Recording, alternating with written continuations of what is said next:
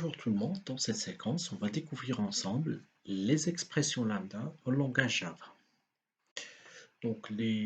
Comme vous savez, pour développer une application, on tient en compte donc des bonnes pratiques.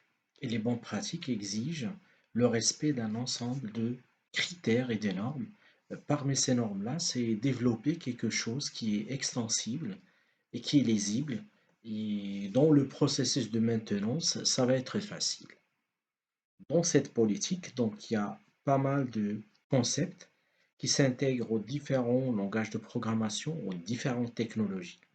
Parmi ces concepts, on va vous présenter aujourd'hui les expressions lambda. Donc, les expressions lambda en général, ou bien ce qu'on appelle les fonctions anonymes, sont des fonctions qui ne sont pas associées à un nom, qui peuvent être créées et utilisées à la volée. Donc, ils permettent de créer des fonctions simples et courte de manière concise et lisible pour avoir un code qui est compact et qui est extensible avec le temps. Ce qu'il faut retenir, c'est que les expressions lambda sont disponibles qu'à partir de la version 8 Java et les versions ultérieures. Donc, les avantages de ces expressions et son implémentation au niveau de votre programme, c'est créer des fonctions qui sont simples, courtes, et qui va agir sur la lisibilité de votre code.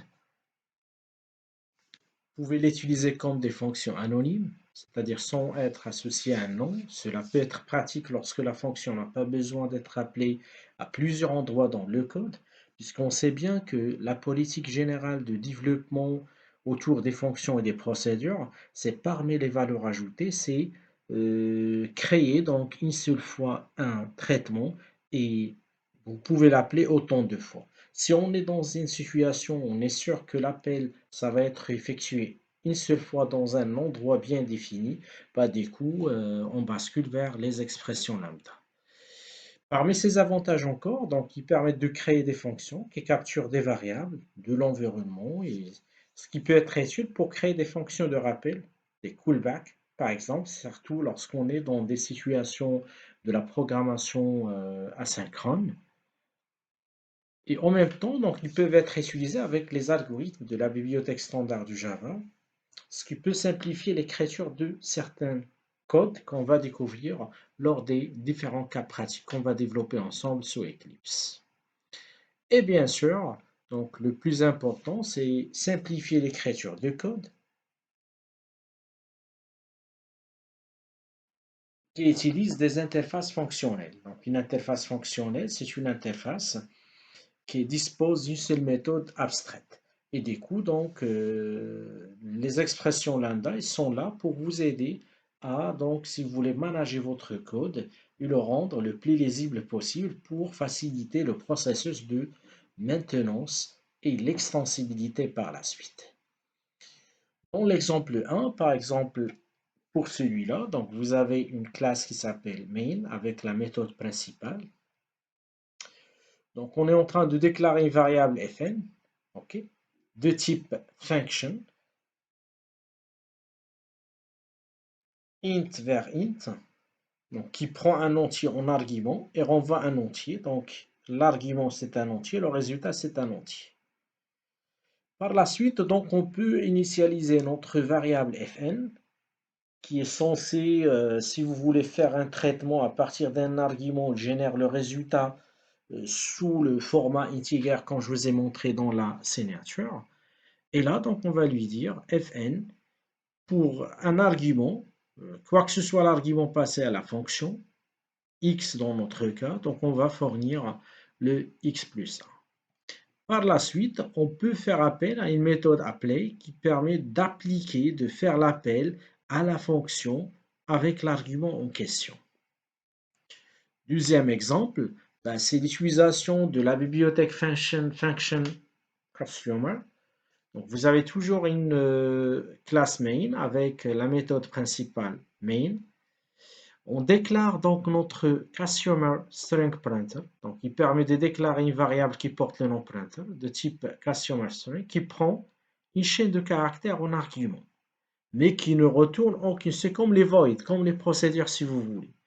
Par la suite, on va lui dire Quand on fait appel à printer, c'est tout simplement pour chaque argument, on va afficher sa valeur et du coup, on peut le comparer avec les voids en général. Et là, donc, vous avez, pour faire appel à votre printer, on fait appel à la méthode accept et on lui passe l'argument en question. Le troisième exemple, si vous vous rappelez bien, lorsqu'on a travaillé avec les interfaces graphiques à l'aide de la bibliothèque Swing et puis AWT, ben, je vous ai dit que pour affecter un événement à un bouton, donc on est censé utiliser le Add Action Listener.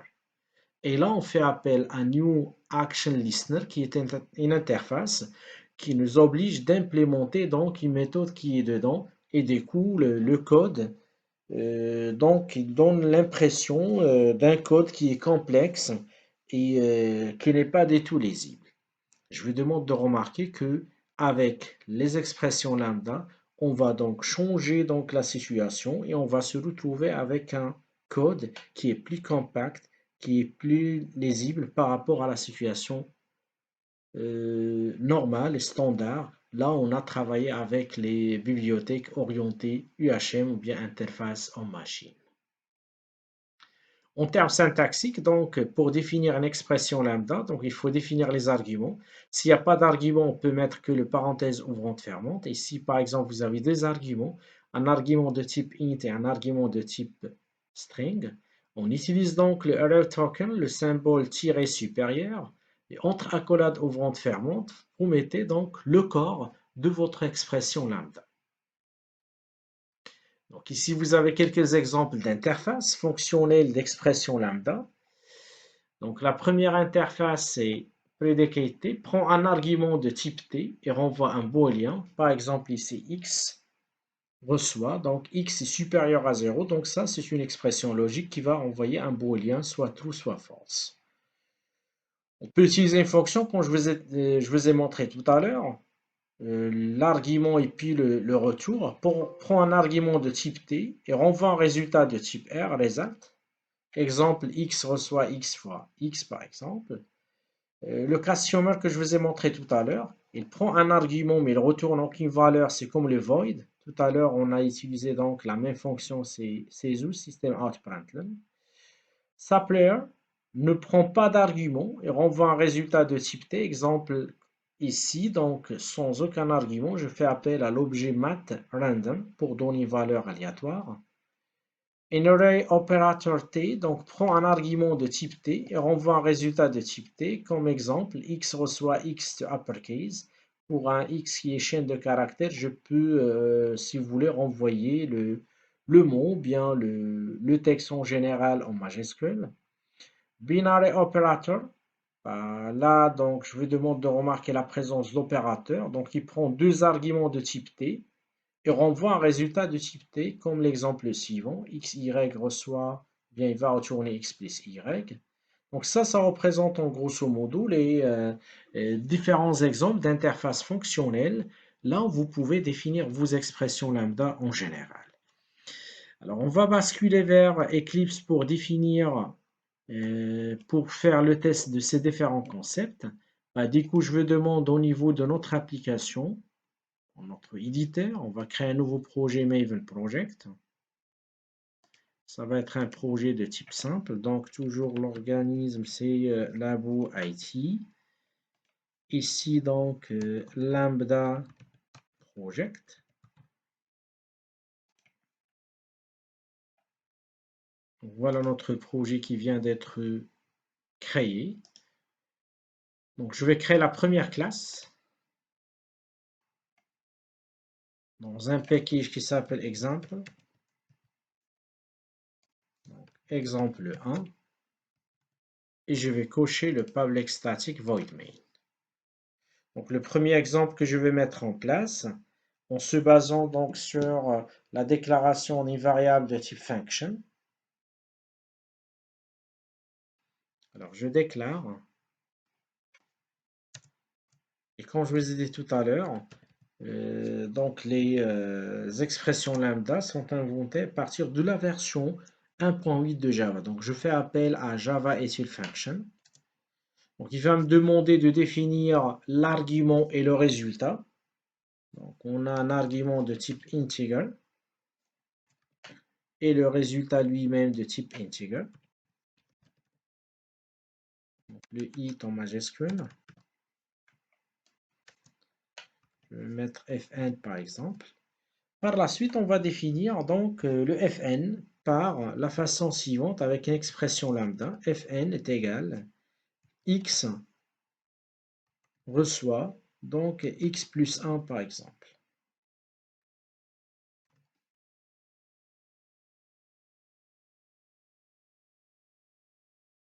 Pardon.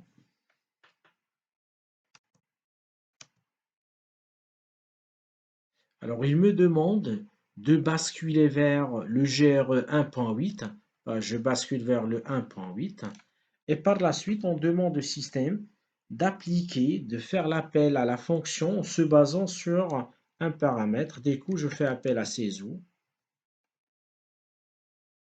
Result fn égale. Et là, je fais appel à fn.apply. Il attend un argument de type entier, donc je donne 8 par exemple. J'exécute le programme. Et là, donc, je me retrouve avec le résultat suivant. Il a pris comme argument le 8, il a appliqué la formule et du coup, il m'a généré donc le résultat 9. Le deuxième exemple, quant à lui, donc on va utiliser un exemple avec une expression lambda qui retourne rien. Donc, exemple 2.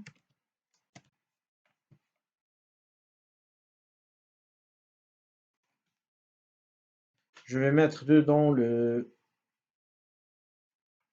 main. Alors, je déclare ma variable de type consumer qui fait partie de Java Function. Donc, il attend un argument et qu'ici, donc, j'aurais dû faire une chaîne de caractères. On va l'appeler printer. On va définir donc notre variable. Pour l'argument x, on génère un message CESU x.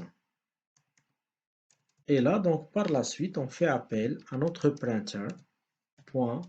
Accept. Il attend un argument de type chaîne de caractères. Test lambda. Je réexécute cette classe. Et là, on se retrouve avec notre élément en question.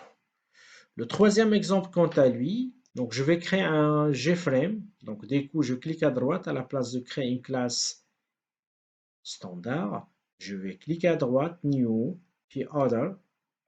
Donc, je vais choisir un GFrame. Puisqu'on a déjà installé le Window Builder comme étant un plugin au niveau de notre application. On va l'appeler exemple 3. Je commence par la conception de l'interface. Je vais mettre dedans deux boutons. J'ai les deux vues. Donc, vous avez une vue source et une vue design. Alors, au niveau de design, je vais ajouter deux boutons au niveau de la classe, au niveau de l'interface. Donc, premièrement, je vais choisir donc le Absolute Layout pour être libre en termes de mise en disposition des différents composants. Je mets le premier bouton. Je vais ajouter donc des boutons swing. Donc je mets le premier bouton. Donc c'est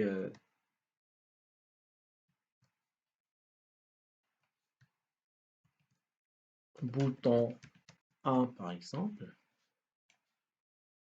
Et j'ajoute le deuxième bouton.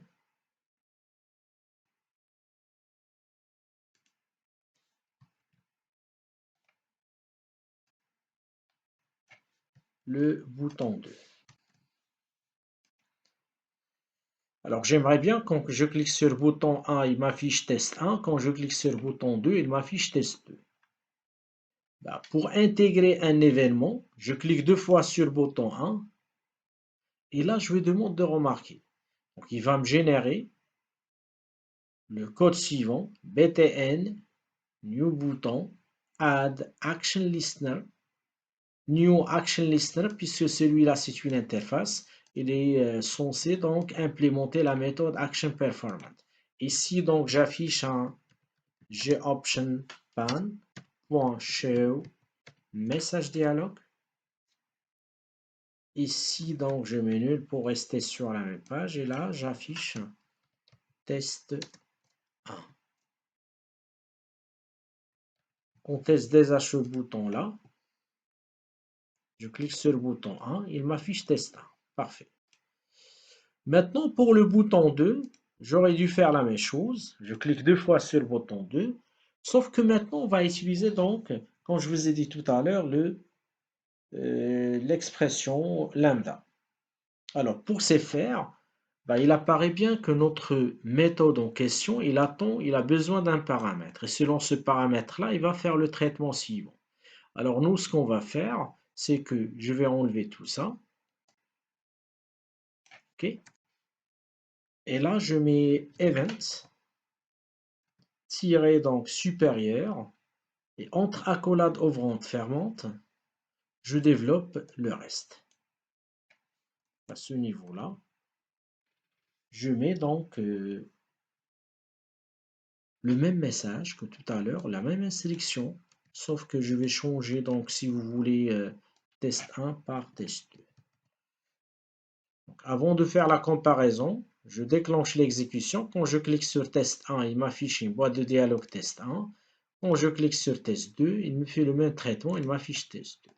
Mais là, je vous demande de remarquer que le code fourni par le premier bouton, c'est un code qui fait appel à une interface. Et à partir de cette interface-là, il apparaît bien que la méthode ActionPerformant, suite à cet argument-là, il va faire le traitement suivant. Il apparaît bien que le traitement qu'on a ici, on n'aura plus besoin de ce traitement quelque part dans le programme principal. C'est pour ça, donc, pour la deuxième situation, j'ai utilisé donc pour le bouton numéro 2, donc j'ai utilisé la syntaxe suivante, toujours c'est Add Action Listener, et on a remplacé tout ça par l'expression lambda. Cette fonction a besoin d'un seul argument, je l'ai appelé event, vous pouvez l'appeler ce que vous voulez. Tiret supérieur, j'avais mis à l'intérieur. Ce que j'attends à partir de cette fonction, c'est afficher une boîte de dialogue avec un message test. Et des coups, donc il apparaît bien, selon ces différents exemples, la valeur ajoutée des expressions lambda qui vont vous aider à développer, comme je vous ai dit au départ, des codes qui sont lisibles, qui sont compacts, et il peut garantir l'extensibilité de votre solution. Si vous avez des questions, n'hésitez pas à les poster en dessous de la vidéo. Je veux remercier et à la prochaine.